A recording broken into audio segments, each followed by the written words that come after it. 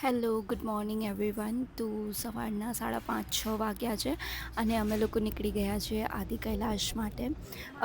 રસ્તામાં ઘેટાટ મતલબ ઘણું બધું ધણ દેખાણું છે અને તમે જોઈ શકો છો કે પહાડ, આકાશ, નદી અને કેટલું સુંદર લાગી રહ્યું છે. રસ્તાઓ પણ એટલા સરસ છે કે ના એક જગ્યાએ કોઈ પણ ખાડો ખબડો કંઈ પણ નહીં અને અમેઝિંગ. તો અમે લોકો નિયર આદિ કૈલાશ પહોંચી ગયા છીએ. તમે જોઈ શકો છો પણ વાદળા ઢંકાયેલા છે, પૂરા પર્વતને વાદળાએ ઢાંકી લીધો છે. તો બસ હવે આટલું ચાલીને અમને લોકોને જવાનું છે. આ પૂરું ક્રોસ કરવાનું છે, અહીંયાથી ચાલતા જવાનું છે, અહીંયાથી પૂરો ટર્ન થઈને. તો જેમ જેમ આગળ વધશે એમ હું તમને બતાડતી જઈશ. તો બેઝિકલી આ 4-5 કિલોમીટરનો ટ્રેક છે અને જોઈએ હવે મારી હાલત શું થાય છે ટ્રેક કરતાં. અમે લોકો ઉપર ચડતા હતા અને માઉન્ટેન ક્લિયર થઈ ગયો અને અહીંયાથી ક્લિયર વ્યૂ દેખાય છે. તો આ છે આદિ કૈલાશ. It's beautiful. હા, ઓલો વિડિયો ખરો ચાલી જતો અહીંયાથી કે હા ઓકે ફાઇન. અહીંયાથી જ્યાં ફર આવી જાવ.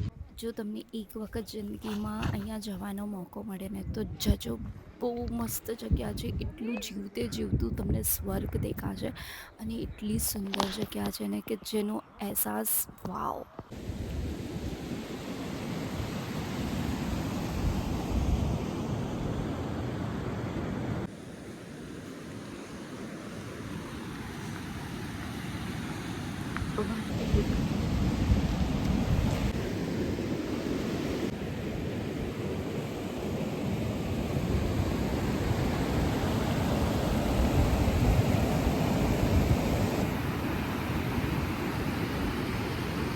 તમે હવાનો અવાજ સાંભળી શકો છો કે કેટલી જોરથી હવા આવે છે.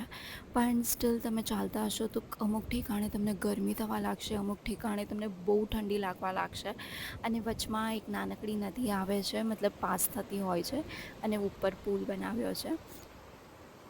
પાણીની નીચે બ્રિજ છે ઉપર, અહીંયાથી ચડીને જવાનું છે.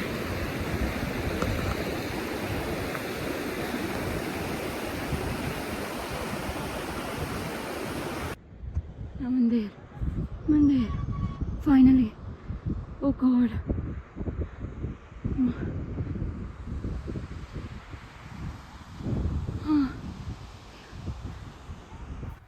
લિટરલી અહીંયા પહોંચતા મારો શ્વાસ, મેન્ટલી પગ બધું જ થાકી ગયું હતું અને એમ થતું હતું કે હાયલા હું પહોંચી શકીશ કે નહીં. બટ અહીંયાનો વ્યૂ જોઈને મંદિરમાં 5 મિનિટ બેસીને એટલું સુકૂન મળ્યું છે ને. આ છે પાર્વતી સરોવર. અહીંયા નાનકડું કુંડ રાખ્યું છે પાર્વતી સરોવર, મતલબ એ ઓબ્વિયસલી બાય કુદરતી જ છે સરોવર. અને આ પાર્વતી માનું મંદિર. સો અહીંયાથી 3 કિલોમીટર નીચેથી ચડીને અમને પાર્વતી માતાનું મંદિર મળ્યું. પાર્વતી સરોવર છે અહીંયા. તો ટ્રેક બહુ નાનું હતું બટ મારા માટે ઇટ વોઝ સો ડિફિકલ્ટ, કારણ કે ચાલવાની આદત નથી, પ્લસ ટ્રેકિંગ કરવાની આદત નથી, પ્લસ ખાવાનું આપણું જંક ફૂડ વધારે હોય. આઈ ડોન્ટ નો. મેં હિંમત હારી ગઈ હતી કે હું નહીં ચડી શકું. મતલબ જસ્ટ 3 કિલોમીટરનું હતું બટ સ્ટીલ મારી હિંમત નહોતી થતી કે હું ચડી શકીશ. આમ બોડી પૂરી ગિવઅપ પર હતી. I don't know. It sounds fake but it's real. મતલબ મને એમ થઈ ગયું કે હું ચડી જ નહીં શકું. બટ દેન ખબર નહીં ક્યાંથી હિંમત આવી. પહાડને કીધું, મહાદેવને કીધું કે ઇટ્સ યોર ડ્યુટી, મતલબ હું અહીંયા આવી છું તો ઇટ્સ યોર ડ્યુટી ટુ મને ઉપર સુધી પહોંચાડવાની. એન્ડ પૂરા રસ્તા પછી ઓમ નમઃ શિવાય, ઓમ નમઃ શિવાય, ઓમ નમઃ શિવાય બોલતી આવી અને ઓટોમેટિકલી આઈ ડોન્ટ નો ક્યાંથી સ્ટ્રેન્થ આવી ગઈ અને વિધાઉટ એની સિંગલ મતલબ અડધેથી ક્યાં બી રોક્યા વગર યા ક્યાં બી આમ શ્વાસ આમ ઉપર નીચે કર્યા વગર I just reached here. It feels so good. Genuinely. પણ મને એમ જ લાગ્યું હતું કે હું નહીં જ પહોંચી શકું. ભલે આ પૂર્ણ નાનું છે બટ સ્ટીલ.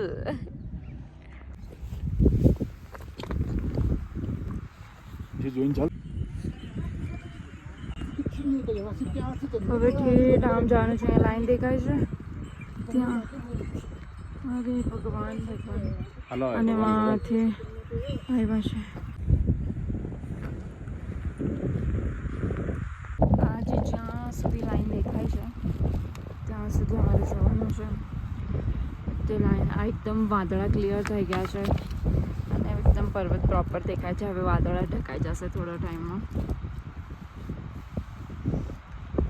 અને ખબર નહીં ક્યાંથી આવ્યા છે. આઈ ગેસ વાંથી પૂરું ફરીને આવ્યા છે. After lots of cry. તો ફાઇનલી અમે લોકો આદિ કૈલાશ પહોંચી ગયા છે. અને આવું કંઈક મોસમ છે.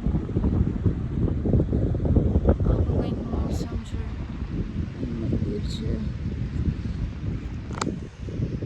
આવતા મારી હાલત થઈ ગઈ છે. ભલે બહુ નાનું હશે ટ્રેક, બટ મારા જીવનનો સૌથી અઘરો એક્સપિરિયન્સ હતો આ. લિટરલી એન્ડમાં મેં ગિવ અપ કરી દીધું હતું, બટ થેન્ક્સ ટુ ઝીલ અને પારસભાઈ, એણે મને હિંમત આપી. અધરવાઇઝ ઓલમોસ્ટ 1 વાગ્યો છે અને અમે લોકો ઉતરી ગયા છીએ. ઓલમોસ્ટ થોડું બાકી છે. કસમથી ચડવા ટાઈમ પર આમ બોલવાની બી તાકાત નહોતી મારાથી. તો શ્વાસ જ નહોતું લેવાતું. રડાઈ ગયું મારાથી 2 થી 3 વખત. And I was done. એવું થતું હતું કે હું મતલબ 10 મિનિટની દૂરી પર છે એ હવે કરી જ નહીં શકું, કારણ કે મારી બોડી જ સાથ નહોતી દેતી. મતલબ હું આંખ બંધ કરીને ચડી છું. એક મતલબ ઝીલે હાથ પકડ્યો હતો અને એ થોડું હિંમત આપતા હતા વારે ઘડી. પારસભાઈ હિંમત આપતા હતા.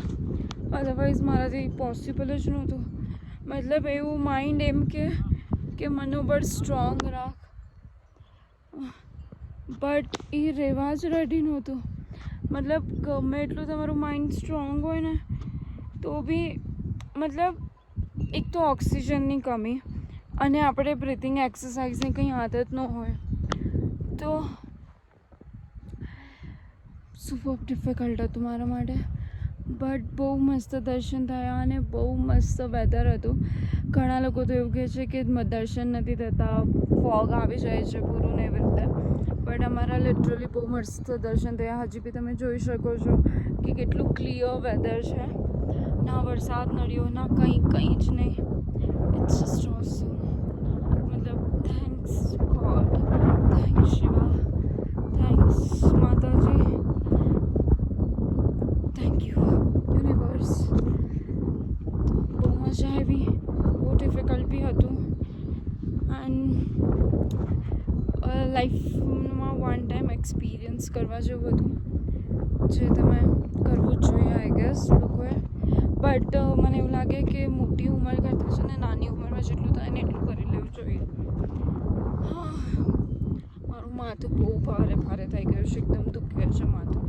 આઈ લોકો વ્લોગ કેવી રીતે બનાવતા હશે, કેવી રીતે ચડતા હશે, શું કરતા હશે. જો વિડીયો ગમ્યો હોય તો હિના ટેલ્સને સબસ્ક્રાઈબ કરી લેજો અને નેક્સ્ટ વિડીયોની રાહ જોજો.